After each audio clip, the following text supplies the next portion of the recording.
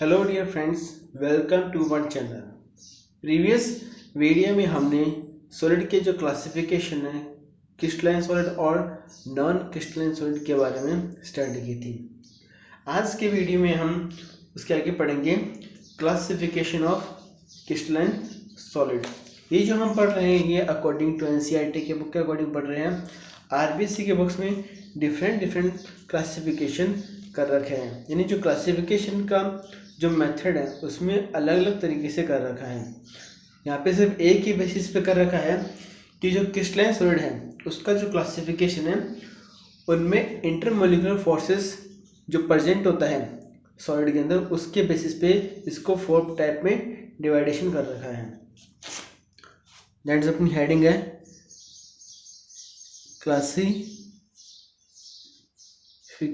Of crystalline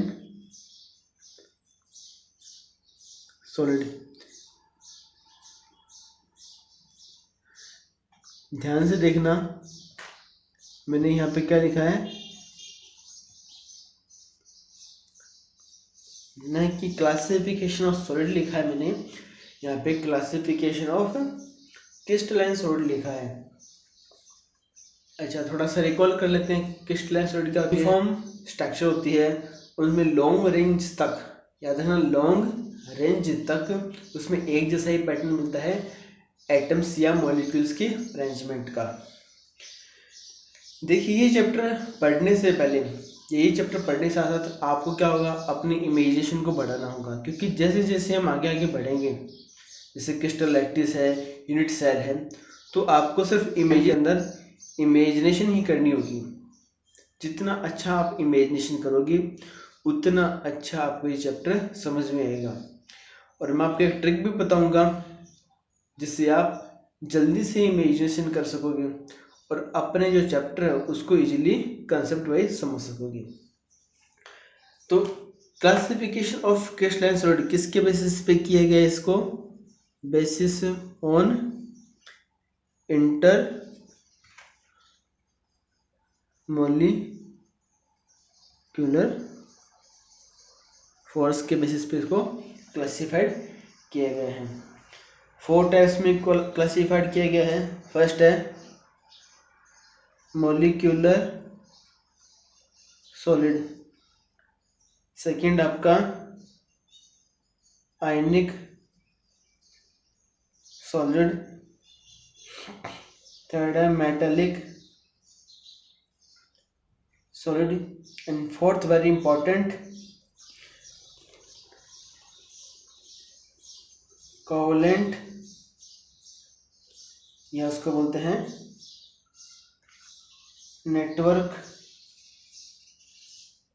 या 3D network, 3D network solid. देखिए इनमें सिर्फ क्या याद रखना है कि मॉलिक्यूलर सॉलिड में कौन सा बॉन्ड प्रेजेंट होता है, इसके कांस्टेंट पार्टिकल्स क्या है, यानी कांस्टेंट मॉलिक्यूल्स या एटम्स में क्या है। कांस्टिट्यूएंट का मतलब होता है कि इसका जो बेसिक है, जैसे आपका लेट्स एग्जांपल से दीवार है, दीवार की यूनिट सेल क्या होती है या एक पर्टिकुलर क्या चीज़ होती है जिससे दीवार बनी होती है, तो आपका आंसर होगा ईंट। ईंट वो चीज़ है जिसको रिपीटेशन करने से, एक जैसा अरेंजमेंट करने से, लॉन्ग डिस्टेंस से उसको अरेंजमेंट करने से पूरी पूरी दीवार या वॉल का फॉर्मेशन हुआ है। तो याद रखना कि इसमें दीवार का कॉन्स्टिट्यूएंट पार्टिकल्स क्या होता है, ईंट होता है। तो वैसे ही आपको इन सब में मॉलिक्यूलर सॉलिड हो, आयनिक सॉलिड हो, मेटालिक सॉलिड हो या covalent and network 3D network solid हो, इसमें कौन सा इसमें बॉन्ड प्रेजेंट है, इसके कांस्टेंट पार्टिकल्स क्या है और इसके एग्जाम्पल, सिर्फ वही इंपॉर्टेंट है इसमें। तो सबके बारे में हम थोड़ा थोड़ा देख लेते हैं।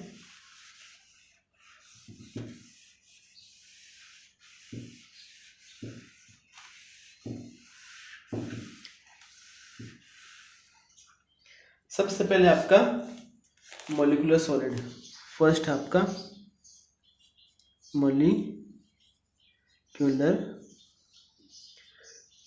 देखिए नाम से पता चल रहा है मॉलिक्यूल्स, इसमें जो कॉन्स्टिट्यूएंट पार्टिकल है, कॉन्स्टिट्यूएंट पार्टिकल्स है, वो क्या होंगे, इसमें मॉलिक्यूल होंगे, मॉलिक्यूल।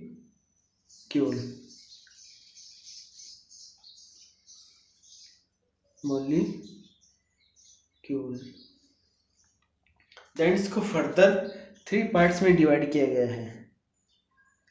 पहला आपका non polar solid and B है आपका polar molecular solid and C है आपका हाइड्रोजन बॉन्डेड मॉलिक्यूलर सॉलिड। इनको देखकर थोड़ा कुछ याद आया होगा आपको कि जो non polar solid, polar molecular solid, H bonded molecular solid क्या है। मॉलिक्यूलर सॉलिड के अंदर जो कांस्टेंट पार्टिकल्स है वो आपके क्या है, मॉलिक्यूल है। नॉन पोलर सॉलिड में क्या होगा, जो क्या होते हैं जिनमें नॉन पोलर कोवलेंट बॉन्ड होता है, नॉन पोलर कोवलेंट बॉन्ड होता है, यानी मॉलिक्यूल कैसे होंगे, नॉन पोलराइज होंगे। इसका एग्जांपल है आपका H2Cl2 एंड I2। देखो I2Cl2H2 यानी नॉन पोलर कैसा हुआ, इधर भी हाइड्रोजन इधर भी हाइड्रोजन, दोनों तरफ हाइड्रोजन है। इसकी इलेक्ट्रोनेगेटिविटी सपोज 2.1 है तो इसकी भी कितनी होगी, 2.1 है। इलेक्ट्रोनेगेटिविटी ये आप 11th क्लास में पढ़ चुके हो, तो दोनों की सेम है। दोनों की सेम होने से क्या होता है, ना तो ये इलेक्ट्रॉन खींचेगा ना ये इलेक्ट्रॉन खींचेगा बॉन्डेड पार्ट से। इलेक्ट्रोनेगेटिव क्या होती है, यानी जिसकी इलेक्ट्रोनेगेटिविटी हाई होती है, यानी जिसके पास इलेक्ट्रॉन्स ज़्यादा होता है, तो उसकी पावर क्या होती है, दूसरे अपने जो पास का जो बगल का पड़ोसी है, भाई एग्जांपल भी ले सकते हैं कि भाई 2 घर हैं, 2 पड़ोसी के घर हैं, एक के पास पैसे ज़्यादा है दूसरे के पास पैसे कम है, तो पैसे वाला क्या करता है, कमजोर को दबाता है। तो यहाँ पर भी ये हो सकता है कि जिसकी इलेक्ट्रोनेगेटिव ज़्यादा आती है वो क्या करते हैं, वो क्या करता है, जिसकी इलेक्ट्रोनेगेटिविटी ज़्यादा होती है वो क्या करेगा कि अपने जो बॉन्ड से जुड़ा हुआ मॉलिक्यूल है उससे इलेक्ट्रॉन खींचेगा। जिस पे इस पे नेगेटिव चार्ज आएगा इस पे पॉजिटिव चार्ज आएगा, तो यहाँ पे मॉलिक्यूल क्या हो जाएगा, पोलराइज हो जाएगा। बट दोनों सेम होने से क्या होते हैं, ना तो ये एटम से इलेक्ट्रॉन खींचेगा ना ये खींचेगा, तो इसकी दोनों की जो डेल्टा ई है वो क्या होगी आपकी, इक्वल टू 0 होगी। या सेम मॉलिक्यूल्स होते हैं वो आपके नॉन पोलर होते हैं। सेकंड आपका polar molecular solid. Polar molecular solid के जो एग्जांपल आपके HCl है और SO2 है, ठीक है। इसमें क्या होंगे, इसमें भी वही है, कोवलेंट बॉन्ड होगा, पोलर कोवलेंट बॉन्ड होगा, और इसका जो मेल्टिंग पॉइंट है, इसका सबसे कम मेल्टिंग पॉइंट होगा। इसका जो मेल्टिंग पॉइंट है वो आपका इसके कंपैरिजन में, नॉन पोलर के कंपैरिजन में इसमें थोड़ा सा हाई होगा, मच मोर हाई। लास्ट है आपका H bonded molecular solid. 11th class में पढ़ा था कि हाइड्रोजन बॉन्ड का फॉर्मेशन सिर्फ 3 मॉलिक्यूल्स करते हैं, 3 एटम्स करते हैं, जिसका लॉजिक कीवर्ड है फोन। ये तो सबको याद ही रहता है, फोन, फ्लोरीन, ऑक्सीजन और नाइट्रोजन। सिर्फ ये 3 क्या करते हैं, हाइड्रोजन बॉन्ड का फॉर्मेशन करते हैं। तो इसका एग्जांपल भी है, ये स्ट्रॉन्ग बॉन्ड हाइड्रोजन बॉन्ड का फॉर्मेशन करते हैं। इसका एग्जांपल हो गया आपका H2 हो गया, और आपका HF हो गया, और NH3 हो गया, अमोनिया, हाइड्रोजन फ्लोराइड, H2। ये क्या करते हैं, H बॉन्डेड मॉलिक्यूलर सॉलिड है, और ये हाइड्रोजन बॉन्ड का फॉर्मेशन करते हैं। तो चलो ये अपना मॉलिक्यूलर सॉलिड कंप्लीट हो गया। सेकंड है अपना आयनिक सॉलिड। आयनिक सॉलिड में कांस्टेंट पार्टिकल्स क्या होंगे, नाम से पता चल रहा है आयंस होंगे। और आयंस होंगे तो उसमें स्ट्रॉन्ग इलेक्ट्रोस्टैटिक फोर्स होगा। स्ट्रॉन्ग इलेक्ट्रोस्टैटिक फोर्स होगा तो उसके मेल्टिंग पॉइंट बॉइलिंग पॉइंट क्या होंगे आपके हाई होंगे। सेकेंड आपका आयनिक सॉलिड, तो इसमें आपका कॉन्स्टिट्यूएंट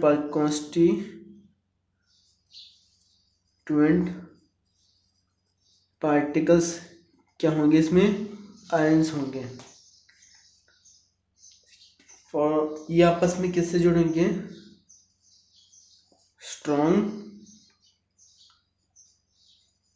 कूलम्ब फोर्स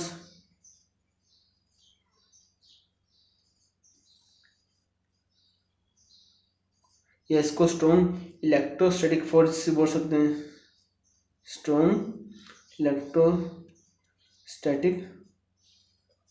फोर्स भी बोल सकते हैं। जिससे क्या होंगे, ये हार्ड होंगे और इनके जो मेल्टिंग पॉइंट है और बॉइलिंग पॉइंट है वो क्या होंगे, इसके हाई होंगे। और सबसे इम्पोर्टेंट बात, very very important, solid nature में अकॉर्डिंग टू नीट या कोई भी साइंस का एग्जाम हो, सॉलिड नेचर में जो NaCl होता है वो आपका क्या है, नॉन कंडक्टिंग होता है, नॉन कंडक्टर होता है। बट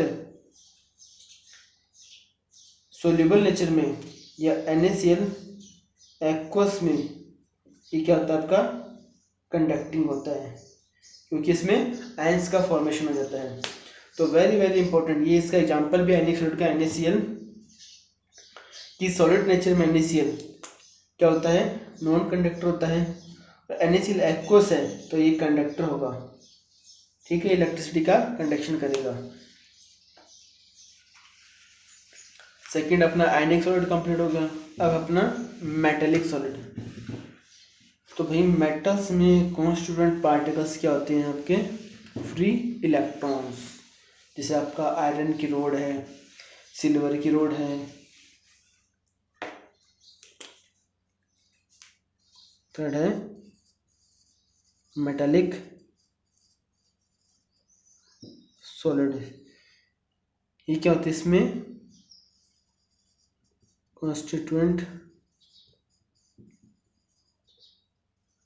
पार्टिकल्स बोल दो अपने free electrons.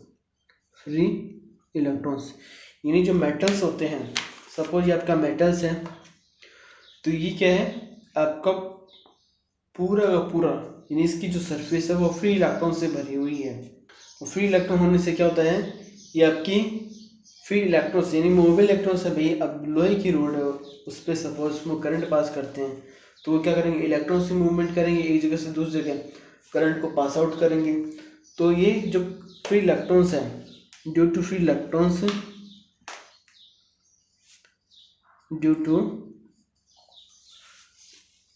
Free electrons metals क्या करेंगे, हाई हीट एनर्जी।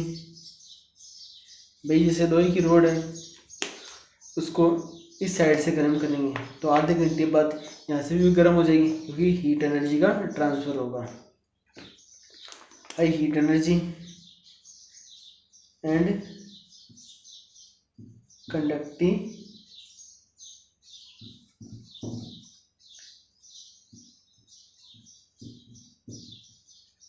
रिस्पॉन्सिबल होंगे।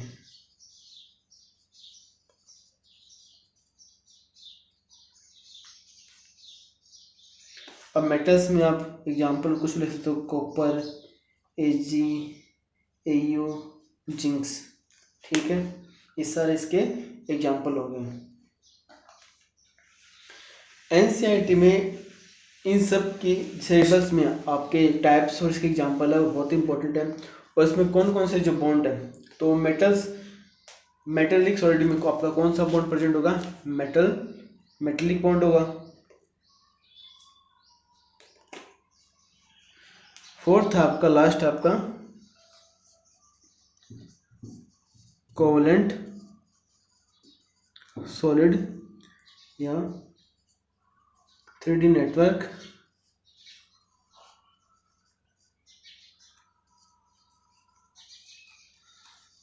इसका आपका एग्जांपल है diamond, graphite and silicon carbide.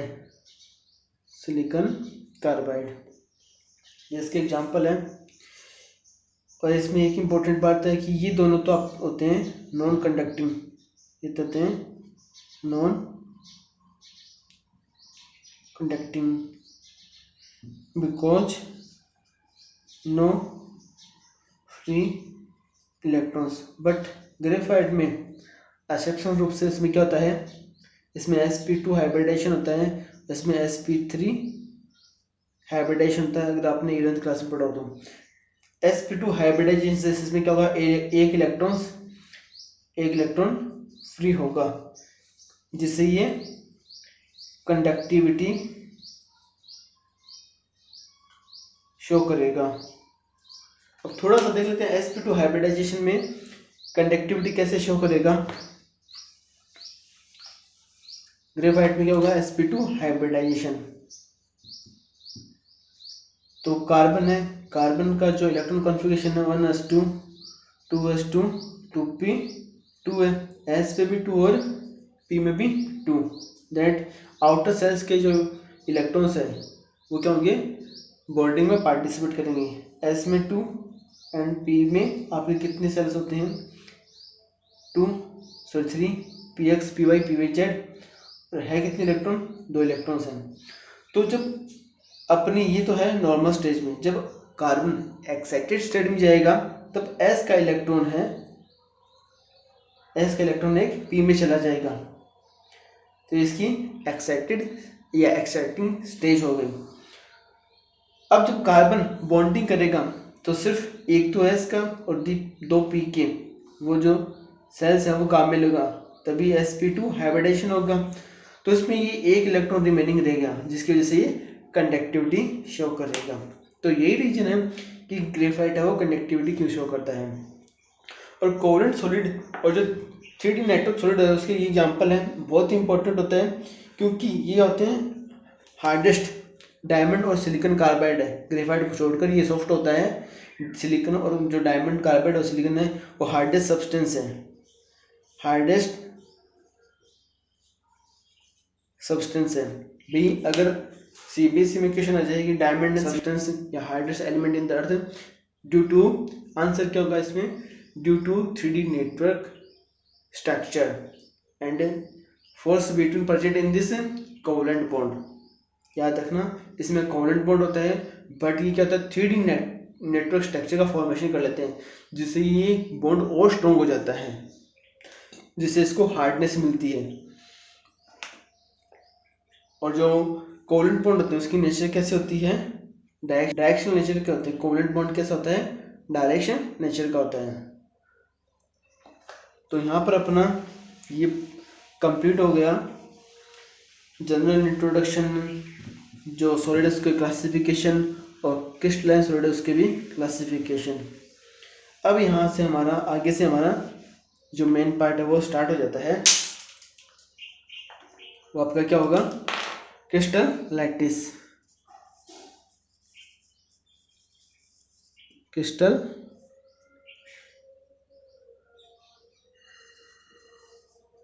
Lattice and unit cell. वही एग्जांपल जो हमने भी देखा था कि भाई जो दीवार है वो आपकी किससे बनी हुई है, एक ईंट से बनी हुई है। ईंट का जो रिपीटेशन है वो बार बार हुआ है, जिससे क्या हुआ है, एक पूरी वॉल का फॉर्मेशन हुआ है। तो सबसे पहले हम क्रिस्टल लैटिस के बारे में पढ़ लेते हैं। क्रिस्टल लैटिस की जो डेफिनेशन है वो देख लेते हैं। सिंपल सी डेफिनेशन करेंगे, a three dimensional structure that show a arrangement of the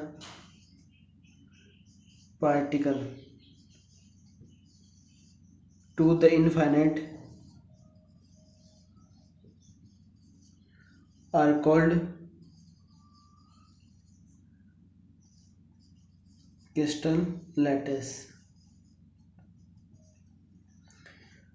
जैसे आप अपने रूम को कंसिडर कर सकते हो एज ए क्रिस्टल लैटिस। सबसे बेस्ट एग्जांपल है, क्योंकि जब हम एग्जाम में होते हैं तब हमें एक हॉल में बिठाया जाता है, तो वहाँ पे अगर कोई क्वेश्चन आता है तो हम अपने रूम को मान के उसको सॉल्व कर सकते हैं। तो क्रिस्टल लैटिस का एक 3D स्ट्रक्चर है जिसमें क्या होता है, पार्टिकल्स का जो अरेंजमेंट होता है वो इनफाइनाइट तक होता है। ठीक है, तो ऐसे अरेंजमेंट को हम क्या बोलेंगे, क्रिस्टल लैटिस बोलेंगे। तो इसकी जो स्मॉलेस्ट यूनिट है, this structures are smallest unit called unit cells. यानी इसकी छोटी छोटी जो स्ट्रक्चर है, यानी जिसका रिपीटेशन हुआ है लॉन्ग टाइम तक, the smallest unit of the crystal lattice which is repeated in the crystal lattice are called unit cells। ठीक है, हम इसको ऐसे भी समझ सकते हैं कि भाई एक यूनिट सेल क्या है कि जिसका रिपीटेशन पूरी क्रिस्टल लैटिस में हुआ है, तो वो आपकी क्या हो जाएगी, यूनिट सेल हो जाएगी। तो चलिए थोड़ा सा क्रिस्टल का एक डायग्राम बना लेते हैं ताकि हमको और भी अच्छे से समझ में आए। तो ये अपना क्यूब हो गया, मैच बॉक्स है, या सपोज ऐसी कोई भी स्ट्रक्चर 3D स्ट्रक्चर है। तो ये अगर सपोज इसको रिपीटेशन करते हैं, ऐसे स्ट्रक्चर यहाँ पे एक और रख दें, तो इसके पास वो एक और, इसके ऊपर भी, इसके लेफ्ट साइड, राइट साइड, इसके नीचे ऊपर, सभी जगह इस चीज़ का रिपीटेशन करते हैं, तो हमारे पास एंड में जो स्ट्रक्चर मिलेगी वो आपकी क्रिस्टल लैटिस होगी। और ये आपकी क्या हो जाएगी, आपकी यूनिट सेल। तो चलिए आगे हम पढ़ते हैं कि इससे कौन कौन से कांस्टेंट पार्टिकल्स होते हैं क्रिस्टल लैटिस में या यूनिट सेल्स में।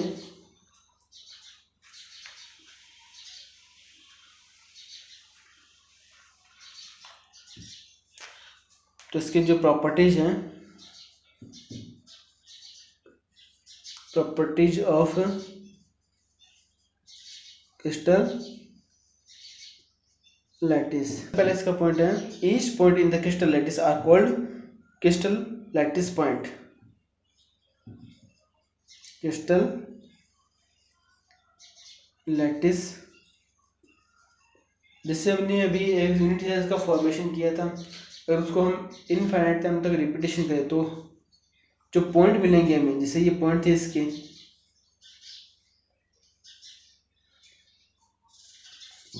ये पॉइंट था कॉर्नर का, एज का, सेंटर का, कोर का, ये जितने भी इसके पॉइंट होते हैं वो सारे के सारे क्या होंगे, आपके क्रिस्टल लैटिस पॉइंट होंगे। एंड सेकंड इसका है, each point in the crystal lattice, each point in crystal lattice represent one constant particle which may be atoms and molecules। यानी आपका each crystal lattice point are show that constituent particles, और वो आपकी क्या होंगे, या तो एटम होगा या आपका मॉलिक्यूल्स होगा। यानी क्रिस्टल लैटिस का जितने भी हमने पॉइंट देखे थे, एज का, कोर का, वहाँ पे जो कांस्टेंट पार्टिकल्स है वो एटम्स को रिप्रेजेंट करेगा या मॉलिक्यूल्स को रिप्रेजेंट करेगा। लास्ट अपना थर्ड पॉइंट है, lattice point are joined by the straight lines to bring out the geometry of lattice. तो हमने देखा था ये जो स्ट्रेट लाइन है उससे ये आपस में जुड़े हुए हैं, जियोमेट्री का फॉर्मेशन करते हैं। तो ये प्रॉपर्टी जो है आपकी क्रिस्टल लैटिस की। लास्ट अपना पॉइंट है प्रॉपर्टीज ऑफ यूनिट सेल। कौन कौन सी प्रॉपर्टीज होगी, ये थोड़ा सा बेसिक है, ये इसलिए जरूरी है ताकि ये आगे हमें थोड़ा सा और अच्छे से समझ में आ जाए। बाकी इतना इम्पोर्टेंट नहीं है। प्रॉपर्टीज ऑफ यूनिट सेल की क्या प्रॉपर्टीज होगी। तो सबसे पहले हम यूनिट सेल है उसका फॉर्मेशन कर लेते हैं।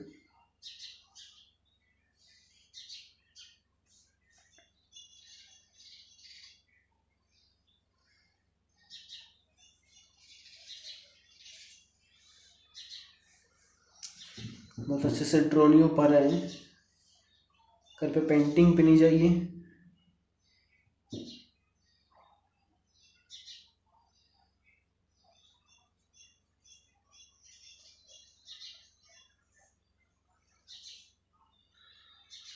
सी बाकी और भी हम कंसिडर कर सकते हैं। तो ये जो एज है, edge are may be perpendicular,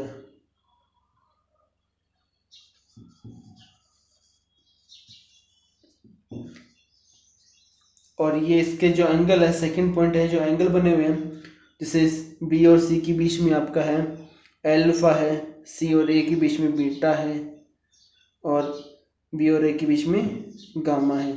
तो एंगल बिटवीन, सेकेंड पॉइंट है ये angle between B C alpha beta and gamma है।